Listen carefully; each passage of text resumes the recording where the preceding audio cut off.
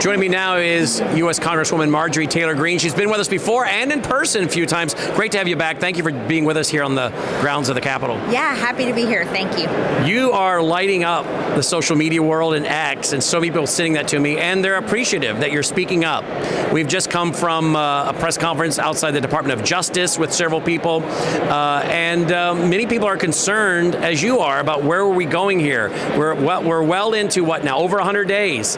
Tell us about your frustration with the lack of maybe prosecution, the lack of arrest, the lack of investigation. Let's start with that. Well, they don't let me arrest anybody. I wish they would. No, I'm just kidding. My frustration is here in Congress under, and I don't know if a lot of people know this or not, but under Joe Biden's first 100 days, they sent 11 bills to his desk, 11 bills. One of them included the Democrats' reconciliation bill. They got that done. Nancy Pelosi and the Democrats, they worked really hard. In President Trump's first 100 days, we only sent 5 bills to his desk, and one of them was a CR that was continuing the funding from the Biden and Democrats and their policies, Green New Deal, DEI, trans agenda, you name it. So my frustration is we should be getting President Trump's agenda done here in Congress, and Republicans as a whole need to remember what the American people voted for. And time is slipping by. We got elections coming up, 2026. How concerned are you that the base will be, because you're saying, look, folks, I talked to the base is frustrated. How demoralized do you think the base will be? Although I'm sure they're happy with many things that this administration has done, and I am. Yeah. But how demoralized do you think by then some of them may become that we don't have the turnout we need? In other words, are you worried that as we had a problem in 2016 he won because it was too big to rig. 2020 they kind of cooked in there how to take it. 2024 he ran, he won because I think, again, too big to rig. Yeah. But if you don't have a huge turnout for midterms, right, doesn't this mean they can steal it and goodbye House of Representatives for the Republicans? Yeah, here's the issue that I think we have to talk about. President Trump is not on the ballot in 26, and he's not going to be on the ballot in 2028. Republicans need to be able to stand on their own feet, and they've got to understand what the agenda that the people want is. It's not the Republican Party agenda. It's MAGA. It's America First. It's MAHA. This is the agenda that we voted for in November, and it's the Republican establishment doesn't want to do it. And here's what's important. They are wanting to look at President Trump's second administration like a speed bump. They're wanting to get through it, and many Republican establishment people here want to turn right back to their old ways once they're finished with Trump. But we're not going to allow that. The American people will no longer vote for traditional Republican politics because we've rejected it. And just as I'm saying this, here's some examples. We have senators in the Senate who are refusing to confirm Ed Martin, one of President Trump's greatest attorneys, somebody we absolutely love. We could consider him a patriot. And we've got Susan Collins and Tom Tillis and several others saying, no, we won't confirm him. Susan Collins is the chair of appropriations in the Senate. So people need to realize the power structure there. Those that are actually refusing to do President Trump's agenda and his nominations, and it's a real problem. This will not work in the midterms. The American people are not going to vote for a Republican majority that refuses to do the will of the American people. They're just not going to. And if the campaign message, think about this, if the campaign message in 2026 says, oh, vote for Republicans because if you don't, they'll impeach the president. Guess what? We've seen that show twice now, and we could care less. We stand with President Trump always. The Republican Party needs to campaign on what we've accomplished, and it should be the agenda that everybody voted for. 100% agree. You brought it up before I could, and that was Ed Martin. Just again, full disclosure, Ed has sat in and hosted about probably 40 or 50 times on our network for Tamara Scott's program that we produce. Right. And Ed's been in our studio and on radio today on 74 Christian stations. Yeah. I gave out the switchboard for the U.S. Senate and said, folks, if you want him confirmed, you better be calling your 2 U.S. senators and let them know. Why would any Republican not want Ed Martin, who has a strong history of standing for the Constitution? Why? I mean, in fact, if anyone would oppose him, tells you what they think about the Constitution, doesn't it? Well, it tells you also the status of the Republican Party. The Republican Party is not the party of Trump. The Republican Party is still has the establishment. Like I said, they are clinging to it, and they are wanting to ride through his second administration like a speed bump, get past Trump and move on back to what they care about: foreign wars, spending untold amounts of the American people's dollars. They don't care about Doge. They're annoyed with Doge. That's cutting programs that they receive donations for from lobbyists that go all over the hill.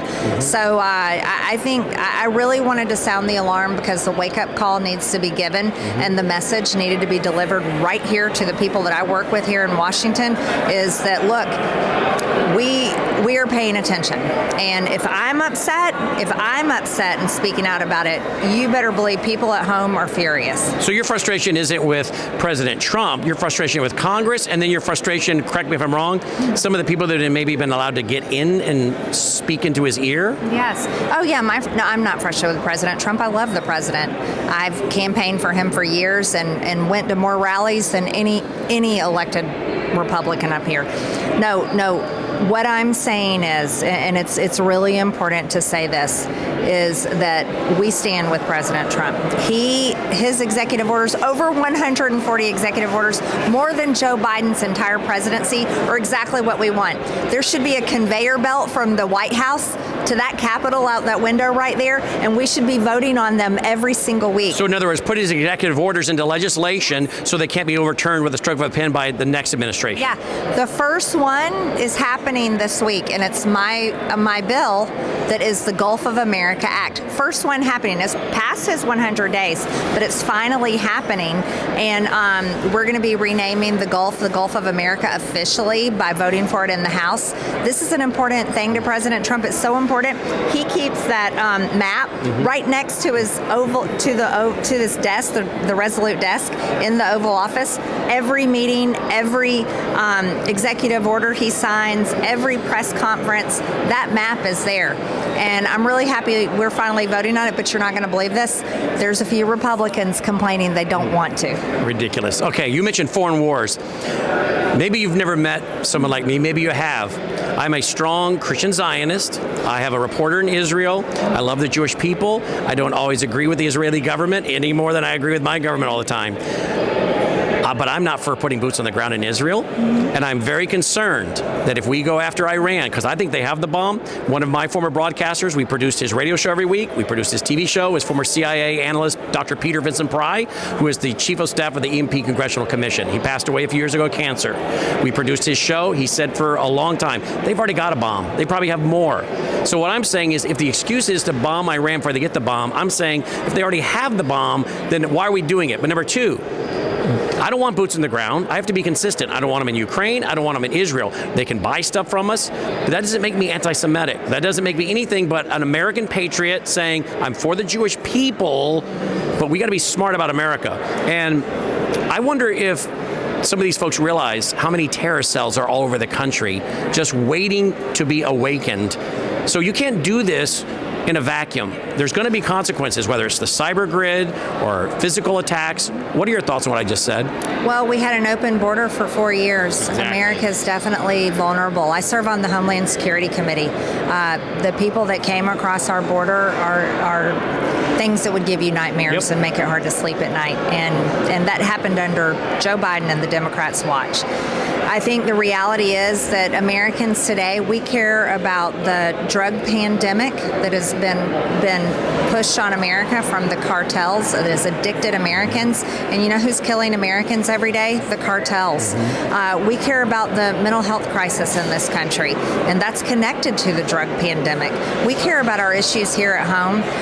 Of course, Israel has a right to defend themselves. Exactly. We stand firmly for that. But you want to know something? They're capable. They're very capable. They have nuclear weapons, and they have a military that is proving their strength literally every single day. I don't think America needs to be involved in that. No, we should not have to go to war with Iran. And isn't going to a war with Iran, Congresswoman, also going to be an opportunity for China to put an embargo or blockade around Taiwan from where we get so many chips and things? I mean, In other words, at what point are we starting to spread ourselves way too thin?